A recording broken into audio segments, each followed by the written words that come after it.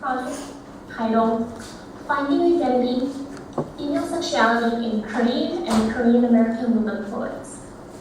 To give some background info, South Korea, as many of you will know, is one of the most developed countries of the Eastern Hemisphere today. Since the immigration wave of the 19th century, numbers of Koreans have immigrated to the United States.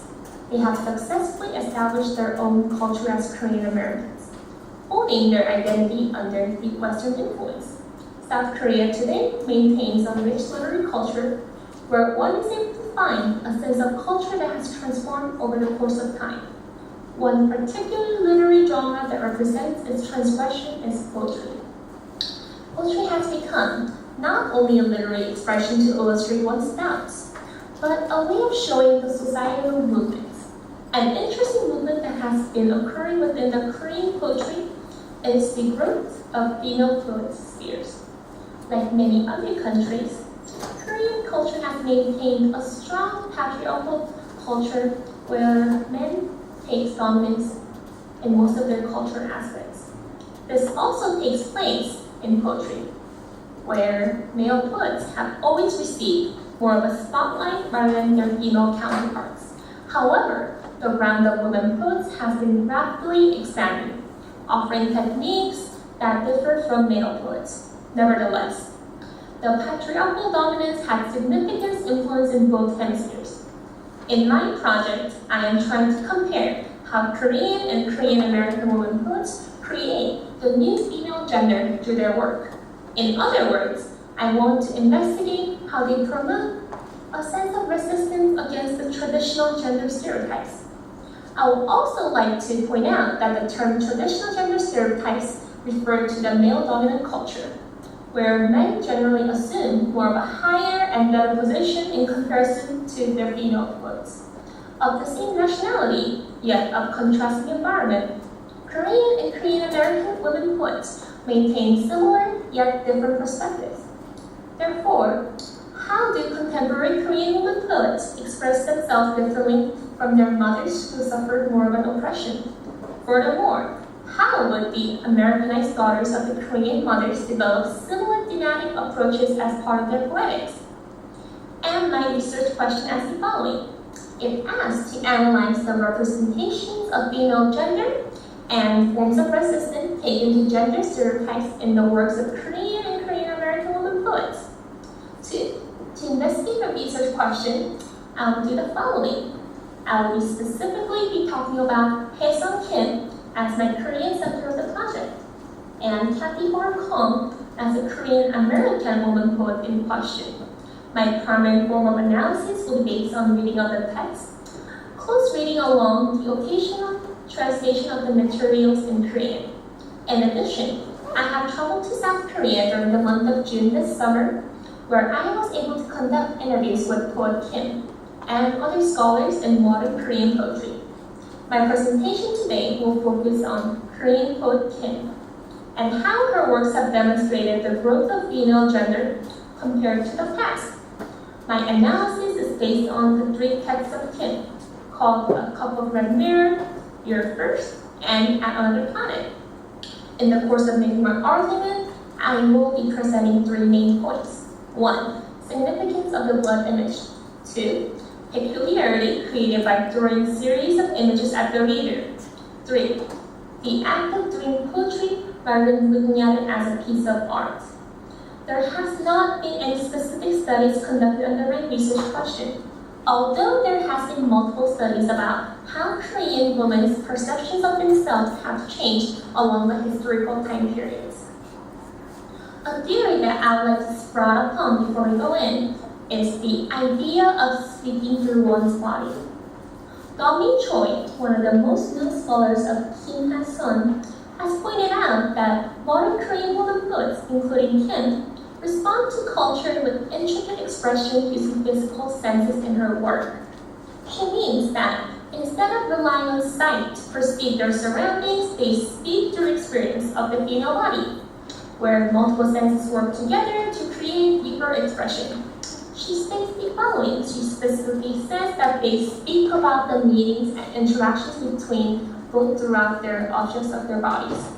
Similarly, Peter H. Lee, a modern scholar in Korean poetry, has pointed out the significance of female body image as the following.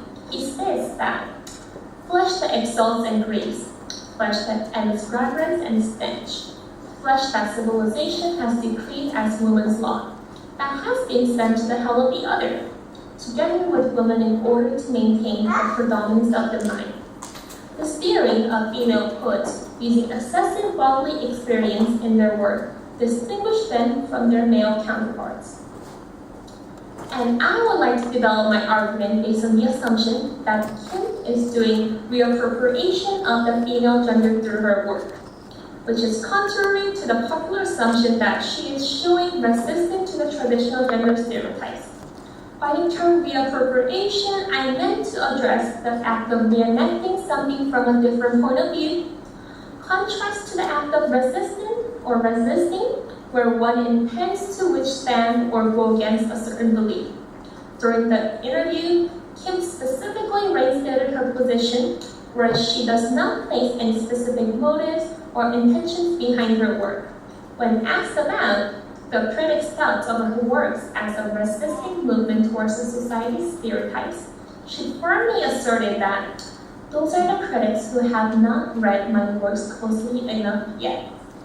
And from this, I have came to the idea of reappropriation across the multiple volumes of her work, where her captivating form of speech has drawn the audience into making a number of possible assumptions.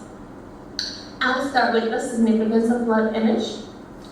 Poet Kim uses excessive amount of blood image, along with the emphasis on bloody red color. When read upon, the bloody red immediately instills a form of tragic atmosphere across the text. The color not only has a connotation of red, but it also has relation to women's menstruation. This is suggested by the action of flowing, another favorite action verb used by Kim. In this way, the color of red is a sign of womanliness.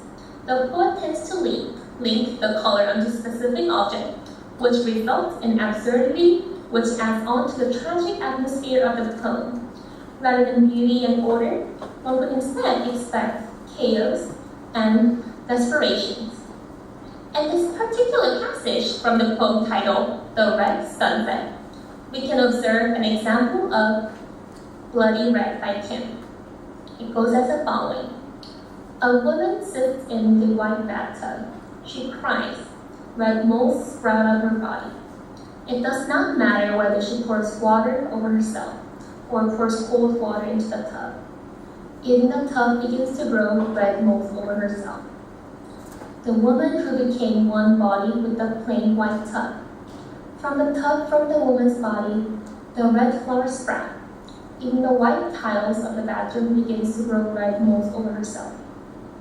The ceiling of my skull has patterns of mingled white clouds. Shoot the white pattern that moves across the top, like the hands of the clock that shoots for the menstrual pouch. The red mole rat hiding inside the pattern pops. Red pond falls upon the brows of the two women who were laying down, shooting a top. The light that lies between a pattern and another pattern is shower of blood. At the first glance, we could observe the sharp contrast between the colors red and white. The sporadic movement of the red moles and the shower of the blood signifying light, which creates an interesting inner contrast with the boringness that's illustrated in the poem.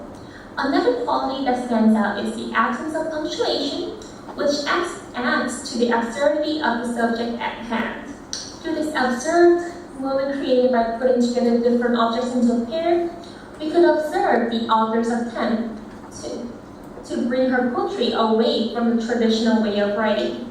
She creates her own form of aesthetics with the bloody red, not denying or going against the tradition, but raising a new way of speaking in poetics. And we will stop there, because we had some technical difficulties, and we're running short on time, so I want to make sure that we give the presenters who are here their time.